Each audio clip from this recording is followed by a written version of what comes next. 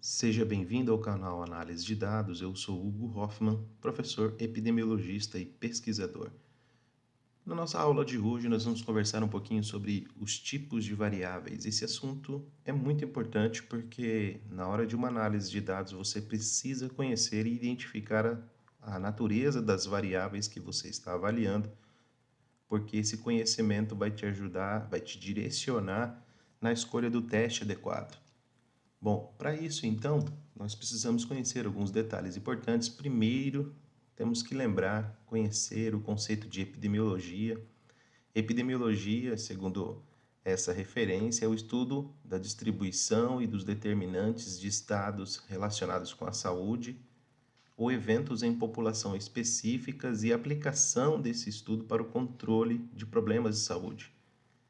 Então, a epidemiologia, ela estuda pessoas sob risco, pessoas doentes, que nós chamamos de expostos, doentes. Ela classifica as pessoas e, mais do que isso, a epidemiologia é uma ferramenta para conhecer a distribuição da doença, ou seja, qual doença tem maior distribuição, menor distribuição. E, além disso, ela avalia os determinantes, ou seja, quais são as causas dessas doenças, qual é a etiologia para essas doenças, os fatores de risco e também os fatores de proteção.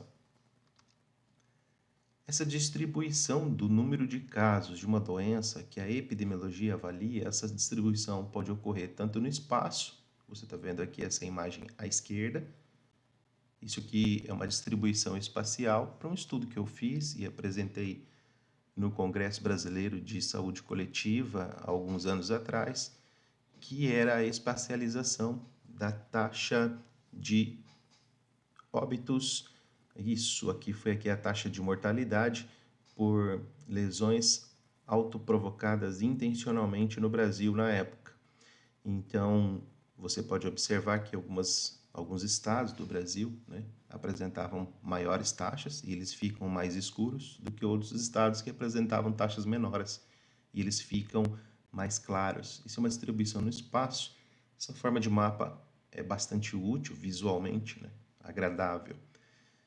Ou do lado direito você pode observar também a mesma taxa de mortalidade, uma distribuição no tempo, e isso que nós chamamos de tendência temporal.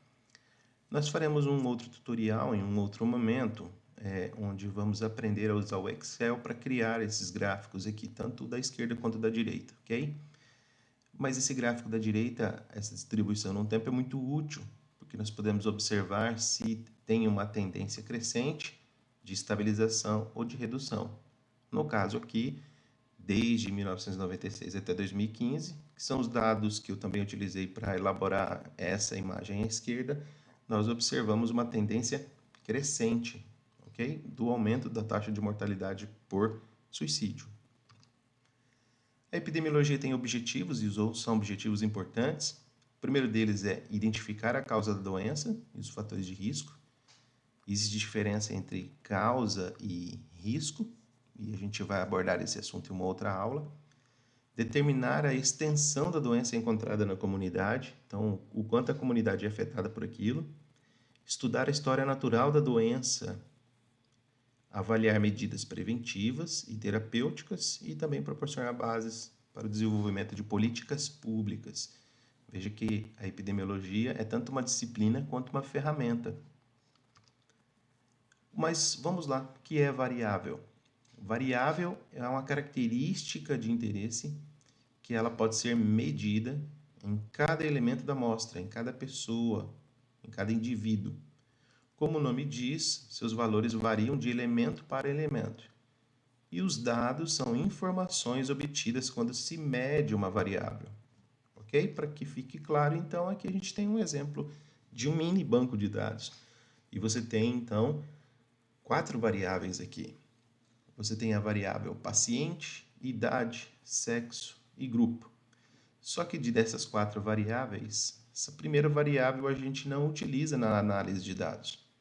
Então, nós teremos 3 variáveis que são possíveis de serem analisadas. A variável idade, eu tenho aqui uma variável do tipo numérica. A variável sexo, eu tenho as respostas aqui que caracterizam essa variável como uma variável categórica, e eu tenho o grupo, se ele recebeu a intervenção ou placebo. Isso aqui de um exemplo de ensaio clínico, que também é uma variável categórica. E aí, para entendermos, então, as variáveis são divididas dessa maneira. Eu tenho variáveis categóricas e eu tenho variáveis numéricas. As variáveis categóricas, elas possuem dados que atribuem qualidade. Por exemplo, das variáveis categóricas eu posso ter dois tipos: variáveis categóricas nominais ou variáveis categóricas ordinais. As variáveis categóricas nominais, eu tenho, por exemplo, sexo, onde não há uma ordem de importância entre as categorias. Eu tenho, por exemplo, o status de comorbidade, doente sim ou não, ausente ou presente. Isso são variáveis nominais, categóricas. Mas eu tenho as variáveis ordinais, e as variáveis ordinais, as categorias dentro dessa variável possuem ordem de importância, como escolaridade. Eu tenho uma ordem entre elas. Escala de Glasgow. Então, várias escalas que são usadas em medicina, elas são variáveis categóricas ordinais, como a própria interpretação, por exemplo, do índice de massa corpórea.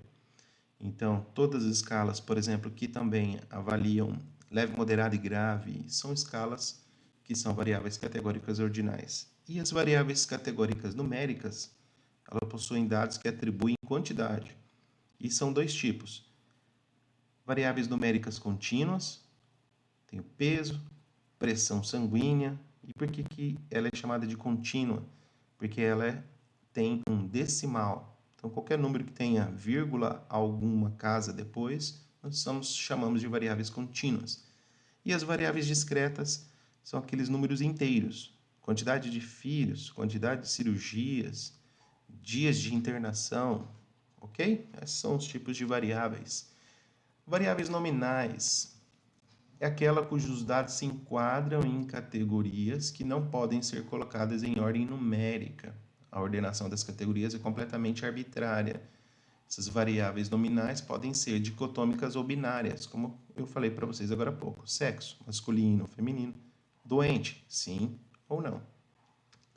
As variáveis categóricas ordinais é uma variável que é dita ordinal quando ela tem uma ordem inerente ou uma hierarquia entre as categorias. Então, está aqui o exemplo da escala de coma de Glasgow, que avalia dano cerebral e ela define o estado neurológico a partir do nível de consciência, somando uma pontuação de 3 a 15. Com base nessa pontuação, ela te dá uma ordem. Então, uma pontuação mais baixa reflete aqui uma hierarquia maior, ou seja, um estado grave, moderado de 9 a 12 pontos e leve de 13 a 15 pontos. Então, você tem aqui uma variável categórica ordinal, ok? Variáveis contínuas são aquelas que podem assumir qualquer valor dentro do intervalo de números reais, dependendo da precisão do instrumento de medição. Exemplo: proteína C reativa. Muito bem, na proteína C reativa, que é medida por miligrama por decilitro, você tem, então, valores de 0,3 até maiores do que 20. E aí você pode, então, ter qualquer valor. Imagina, por exemplo, que você esteja gripado e você faz, então, uma PCR, nível sérico da proteína C reativa, e você encontra ali um valor de 2. Esse valor estaria mais ou menos aqui, 2,2, 2,5. Então, um valor que nós chamamos de variável numérica contínua, porque tem decimais, e se estivesse aqui, estaria talvez refletindo o estado da sua gripe, ok? Então, qualquer valor que ele assumir dentro dessa escala ou acima desse valor, são valores contínuos. E as variáveis numéricas discretas é quando apenas se pode quantificar os resultados possíveis por meio do processo de contagem. Então, se eu observar aqui, por exemplo, nesse conjunto de indivíduos, eu teria, por exemplo, 4 pessoas que evoluíram ao óbito, as pessoas em vermelho aqui, 30 pessoas infectadas, 11 pessoas em estado grave, 1, 2, 3, 4, 5, 6, 7, 8, 9, 10, 11. Meu vermelhinho aqui são pessoas em estado grave. E aí 15 pessoas que são as pessoas em azul que tiveram alta. Então, simplesmente eu conto, é uma contagem simples. Por isso, esse número não tem decimal, é um número inteiro. Muito bem. Por que é importante, então, identificar o tipo de variável? Por 3 motivos. Primeiro, eu tenho que aprender a identificar o tipo de variável para escolher o tipo de tabela adequado que eu vou apresentar meu resultado. Eu tenho que aprender e entender, identificar o tipo de variável para escolher o melhor tipo de gráfico e também para escolher o teste estatístico correto. São 3 bons motivos, ok? Muito bem, e aí eu apresento para vocês um gráfico, esse gráfico nós chamamos de histograma. E eu pergunto, esse gráfico nós utilizaríamos, ou ele deve ser utilizado para variável numérica ou variável categórica? O histograma é um gráfico muito utilizado para que nos ajude a entender se a variável tem distribuição normal, o tipo de distribuição da variável. Tipo de distribuição, se é normal, ou se é paramétrica ou não paramétrica, isso é uma preocupação de variáveis numéricas. Então, esse gráfico, o histograma, é para variáveis numéricas. Aqui você já tem um box plot. Aqui o box plot ele de um estudo, de um exemplo, que pegou então crescimento de plantas com base nos tipos de fertilizantes. E aí você tem um controle, fertilizante A, B e C, e apresentaram níveis diferentes. E isso aqui também é característica de gráfico de variável numérica. Ok? Então, o box plot você faz para variáveis numéricas. Esse gráfico é muito conhecido, né? Muito popular, é o gráfico de pizza, ok? Esse gráfico de pizza ele avalia aqui, ó, percentual de obesidade. Então, quantos são obesos, quantos não são obesos. Então, os não obesos em vermelho e os que tiveram a presença dessa característica em azul. E aqui nós temos, novamente, um tipo de gráfico de variável categórica agora. Então, porque obeso, sim ou não, é uma variável categórica nominal.